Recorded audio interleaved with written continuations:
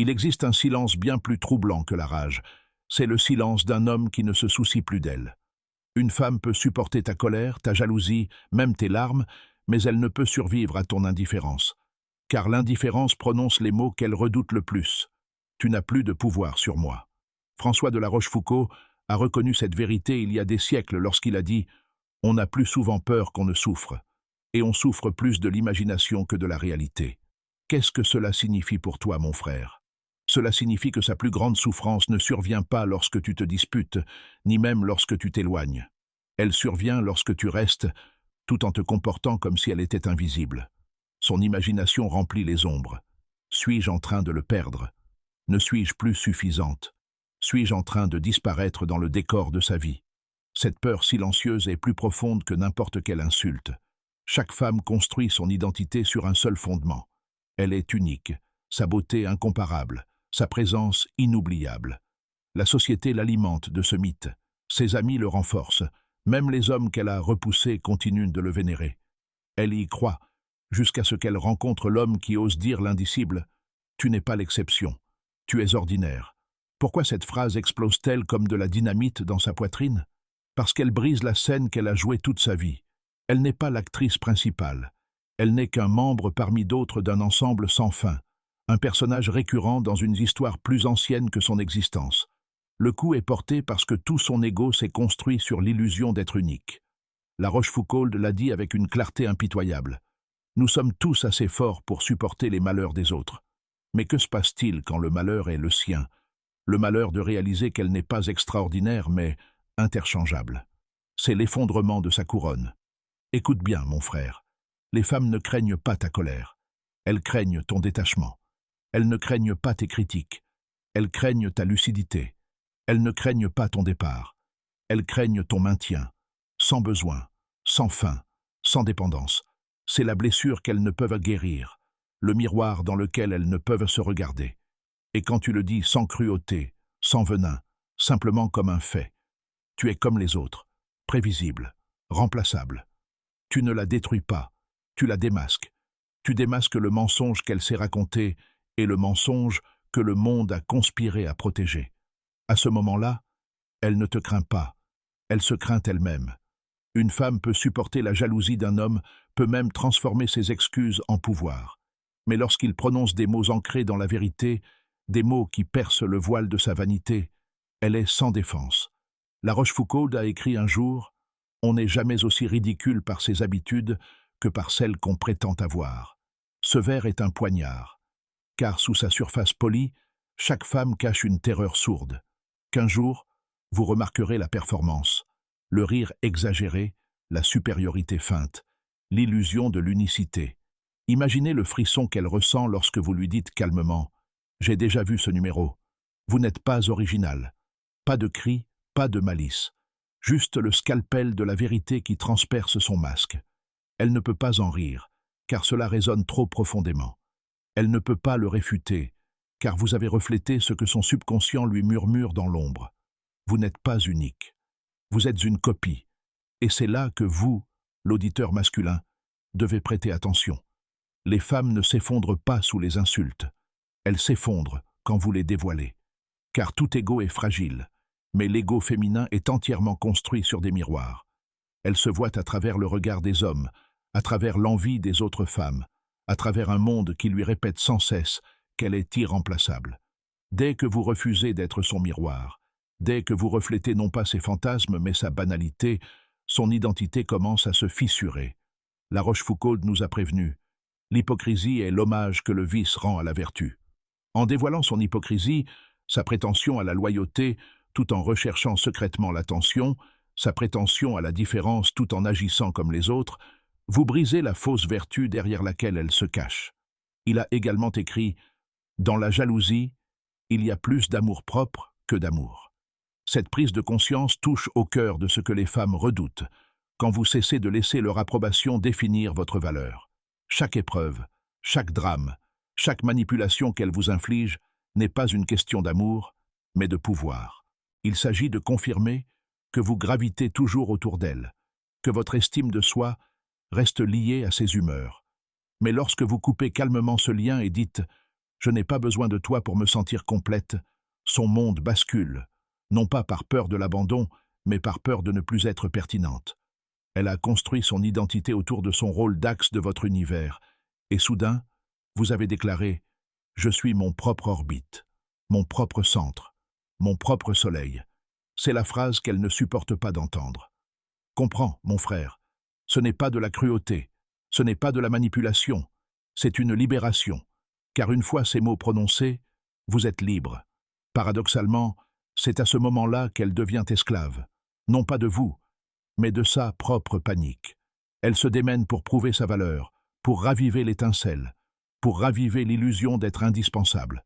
Pourtant, au fond d'elle-même, elle connaît la vérité que vous avez dite. Les personnes indispensables n'ont pas besoin de prouver leur indéniabilité. Voici ce que la plupart des hommes oublient. Les femmes testent non pas pour vous détruire, mais pour vous révéler. Elles suscitent des tempêtes non pas pour créer le chaos, mais parce qu'elles aspirent à la résistance. Mais lorsque vous affrontez la tempête avec un calme inébranlable, lorsque vous la regardez dans les yeux et que vous lui dites « Tes tempêtes ne m'ébranlent pas », elle se retrouve face à la seule chose qu'elle désire secrètement, un homme invincible. Et pourtant, cette prière même la terrifie, car elle signifie que son pouvoir s'est évanoui. La Rochefoucauld a exprimé ce paradoxe. L'absence diminue les petites passions et accroît les grandes. Les mots que les femmes redoutent le plus, mots de détachement, d'indifférence, de vérité, sont ceux-là même qui attisent sa plus grande passion, car en eux, elle sent son trône lui échapper, ainsi que le confort du contrôle. Voyez-vous le schéma, mon frère? La femme ne craint pas les insultes, elle craint d'être exposée. Elle ne craint pas votre départ. Elle craint que vous restiez sans avoir besoin d'elle. Elle ne craint pas votre faiblesse, elle craint votre force. Non pas la force de la violence, mais la force de l'immobilité. L'homme qui prononce ces mots comme s'il annonçait la météo est celui qui démantèle sa couronne à jamais. La Rochefoucauld disait « Ce qui nous rend semblables aux nouvelles connaissances, c'est moins la lassitude des anciennes que le désir de montrer jusqu'où s'étend notre pouvoir. » Vous voyez maintenant, chaque fois qu'elle menace de partir, fait allusion à d'autres hommes, joue la carte de la distance. Ce n'est pas de l'amour, c'est du théâtre. Un test de son pouvoir sur toi. Elle veut voir si tu trembleras, supplieras ou lutteras pour la garder. Parce que dans ta panique, elle sent son contrôle validé. Mais imagine sa dévastation quand ta réaction n'est pas la panique, mais le calme. Elle lance la phrase classique « On devrait peut-être voir d'autres personnes ». Tu réponds d'un regard fixe « On devrait peut-être ». Ça ira de toute façon. Pas de colère, pas de supplication, juste de l'indifférence gravée dans la pierre. Cette phrase fait chuter son ego, car elle a tout construit sur le principe que tu as peur de la perdre, et tu viens de lui montrer que la peur ne t'habite pas. Frère, ce sont les mots que les femmes craignent le plus. Pas « je t'aime », pas « je te déteste », mais « je m'en sortirai bien sans toi ». Cette phrase détruit le mythe auquel elle s'accrochait, le mythe selon lequel elle est le centre de ton univers. Soudain, elle n'est plus le soleil, elle n'est plus qu'une étoile déclinante. Et l'homme qui prononce ces mots calmement, avec assurance, devient quelque chose de terrifiant à ses yeux, intouchable. La Rochefoucauld l'a exprimé autrement. On n'est jamais aussi heureux, ni aussi malheureux qu'on l'imagine. Quand elle réalise que ton bonheur n'est pas entre ses mains, son pouvoir se dissout. Elle ne peut plus se gonfler d'orgueil en pensant que tu t'effondreras sans elle. Elle ne peut plus te menacer de retrait. Tu as coupé les fils de la marionnette, et ainsi démantelé son trône. Comprends ceci. Les femmes n'ont pas peur de la cruauté. Elles ont peur de la clarté. La cruauté peut être excusée sous prétexte de passion. La colère peut se transformer en preuve d'affection. Mais la clarté, l'indifférence sereine, ne peut être ni détournée ni balayée. Quand tu déclares calmement « Je n'ai pas besoin de toi » et que tu le vis, elle n'a nulle part où se cacher. C'est pourquoi ces mots la terrifient, non pas parce qu'ils sont durs, mais parce qu'ils sont vrais. La Rochefoucauld a dit un jour « On promet selon ses espoirs et on agit selon ses peurs ». Tu vois comme cela lui ressemble? Au début, elle promet amour, loyauté, singularité, se présentant comme l'exception. Mais lorsque la peur s'insinue, lorsque l'excitation s'estompe, lorsqu'elle perçoit ton réconfort, les promesses s'évanouissent, remplacées par des épreuves. Et ces épreuves ne sont que de la peur déguisée en force. Voilà le paradoxe, mon frère. Les mots qu'elle redoute le plus sont ceux qui révèlent en son désir le plus profond. Quand tu lui dis « tu n'es pas unique, tu es prévisible », son ego se brise, mais sa biologie s'éveille, car elle a enfin trouvé un homme insensible aux illusions, un miroir qui reflète non pas sa vanité, mais sa vérité. Elle déteste ça, et pourtant, elle en a envie, car seul un homme indubitable peut être respecté, et sans respect, pas d'amour, pas de loyauté, pas de désir. La Rochefoucauld disait aussi « On se soucie plus de sa réputation auprès des autres que de sa conscience envers soi-même. » Pense-y, une femme craint plus de perdre la face que de perdre l'amour. C'est pourquoi elle redoute les mots qui la révèlent comme ordinaires, non seulement à tes yeux, mais aux yeux du monde. Quand tu la dévoiles calmement comme si elle n'était pas différente des autres, tu lui retires la fausse couronne qu'elle portait devant tout le monde. Et à cet instant, elle craint non seulement de te perdre, elle craint d'être vue. Mais souvenez-vous de ceci, les mots ne sont pas des armes si vous ne les défendez pas avec vérité. Si vous dites « je n'ai pas besoin de toi », mais que vous agissez avec désespoir, elle rira. Mais si vous le vivez, le respirez, l'incarnez, ces mots deviennent de fer, brisant l'illusion. Parce que les insultes ne les détruisent pas, elles le sont par la réalité. Et la réalité, dite par un homme qui la vit, est la seule chose à laquelle elle ne peut résister. Frère, elle redoute les mots car ils la forcent à se regarder en face. Et il n'y a pas d'ennemi plus terrifiant que le miroir, qui lui montre qu'elle n'est pas une exception. La Rochefoucauld écrivait « On n'est jamais aussi démuni face à la souffrance que lorsqu'on aime. Une femme le sait instinctivement. C'est pourquoi elle s'arme de jeux, d'épreuves, de manipulations, autant de boucliers pour sa vanité. Mais lorsqu'un homme la regarde et lui dit « Je vois clair et je reste impassible », il lui ôte ses défenses. Non pas avec cruauté ou rage, mais avec une clarté inébranlable. La clarté est la seule bataille qu'elle ne peut gagner. Frère, chaque femme redoute le jour où tu cesseras de jouer son jeu. Parce que son jeu ne fonctionne que si vous réagissez, si vous êtes jaloux, paniqué, ou si vous vous excusez. Lorsque vous répondez avec indifférence, vous révélez la vacuité de ses stratégies. Elle menace de partir, et vous souriez. Si cela vous rend heureuse, elle essaie de vous blesser avec des comparaisons, et vous haussez les épaules. Alors peut-être devriez-vous être avec lui. Ces phrases ne sont pas des insultes, ce sont des révélations. Elles révèlent que ses armes sont impuissantes face à un homme qui n'a besoin de rien de ce qu'elle cache. C'est pourquoi elle craint l'homme qui dit la vérité sans détour. Car au fond d'elle-même, elle sait que son pouvoir ne réside pas dans sa singularité, mais dans l'illusion qu'un homme s'en fait. Quand cette illusion s'effondre, elle s'effondre avec elle. La Rochefoucauld disait « Nous nous soucions plus que les autres connaissent nos malheurs que de les subir. » Une femme craint non pas de vous perdre, mais de perdre l'histoire qu'elle raconte d'elle-même à travers vous. En la dévoilant comme ordinaire, vous ne vous contentez pas de lui retirer son pouvoir sur vous, vous lui ôtez son masque aux yeux du monde. Pensez à la dévastation silencieuse d'un homme qui dit « Je te croyais spécial, j'avais tort, pas de cris, pas de colère, juste la vérité. » Cette phrase est une guillotine pour son ego. La Rochefoucauld a écrit « On est plus souvent fier de son esprit que de ses vertus. » Mon frère, comprenez-vous à quel point cette vérité est dangereuse pour les femmes? Elle craint surtout le moment où vous cessez d'être impressionné par son intelligence, le moment où vous ne succombez plus aux silences théâtraux, aux larmes répétées, aux accusations minutées. Car son esprit, ses ruses, sont ce qu'elle prend pour du pouvoir.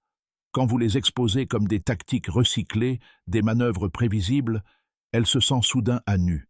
Toute femme redoute d'entendre un homme dire « J'ai déjà vu ça. Tu n'es pas différente. » À cet instant, elle réalise que la performance ne fonctionne plus. Le numéro qu'elle croyait captivant est, pour vous, ennuyeux. Et l'ennui est mortel pour son ego. Voyez-vous, les femmes peuvent gérer la colère. Elles peuvent gérer les disputes. Ce qu'elles ne supportent pas, c'est votre indifférence et votre ennui. Car ces émotions signifient qu'elle a échoué dans ce qu'elle apprécie le plus, retenir votre attention.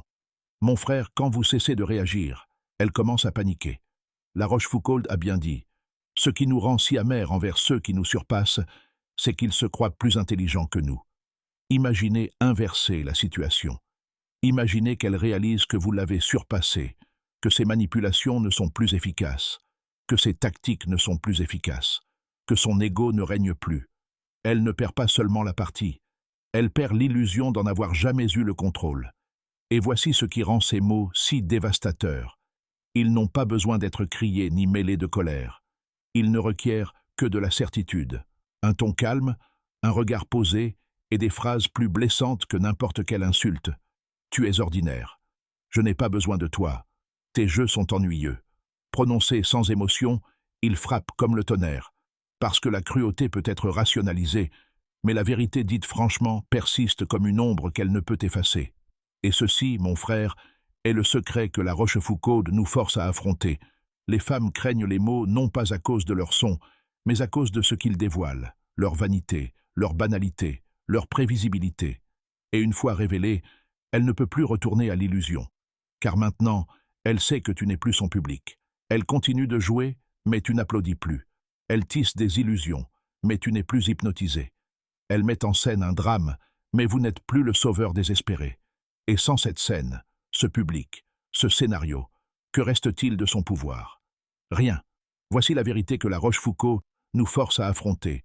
Les femmes craignent les mots non pas à cause de leur son, mais à cause de ce qu'ils dévoilent, leur vanité, leur banalité, leur prévisibilité. Et une fois révélée, elle ne peut plus retourner à l'illusion. Car maintenant, elle sait que tu n'es plus son public. Elle continue de jouer, mais tu n'applaudis plus. Elle tisse des illusions, mais tu n'es plus hypnotisé.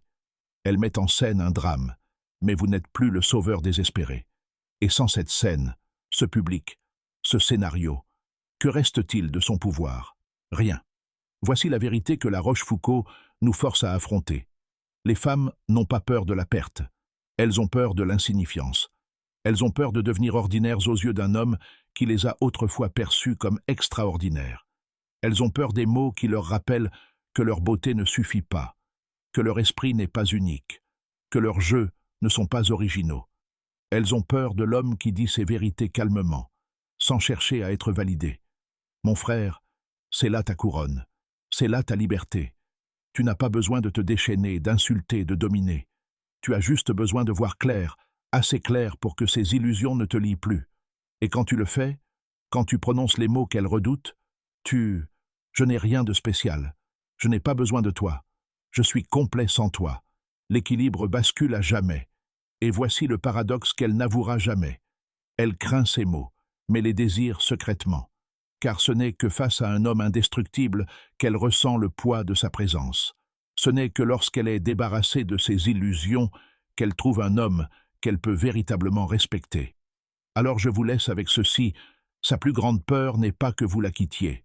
Sa plus grande peur est que vous restiez, mais que vous n'ayez plus besoin d'elle. Que vous vous réveilliez un jour et réalisiez qu'elle n'a jamais été votre soleil, seulement une ombre. Et que toi, mon frère, tu as toujours été la source de ta propre lumière. Aimez, partagez et abonnez-vous.